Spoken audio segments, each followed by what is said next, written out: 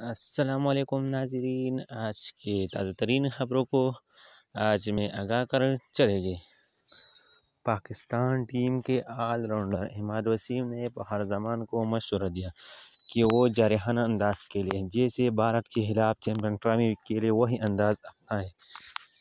عماد وسیم کا کہنا ہے کہ بابر اعظم کو وکٹ پر رہنا اچھا ہے اور ضروری ہے، جبکہ امام الحق 11ویں بار باؤنسر پر آؤٹ ہوئے، جبکہ سابق آل راؤنڈر عبدالرزاق نے کہا کہ سعود شکیل اور محمد رضوان نے بہت اچھا کھیلا۔ بابر اعظم فاسٹ بولر اور اسپنر کو اچھا کھیلتے ہیں، لیکن بابر اعظم آؤٹ ہوتا تو دوسروں کو ذمہ داری لینی چاہیے۔ ٹیم انتظامیہ سے کہتے ہیں کہ میچ جیتنا ہے۔ فاسٹ بولر محمد عامر نے بابر اعظم کے بارے میں کہا کہ بابر کو وکٹ پر رہنے کو بہت زیادہ اہم ہے۔ بابر وکٹ پر رہے تو 300 سے زیادہ رنز ہوگے۔ بابر اور میری محبت بہت پرانی ہوگی۔ اگر ویڈیو اچھی لگی تو ہمارے یوٹیوب چینل سبسکرائب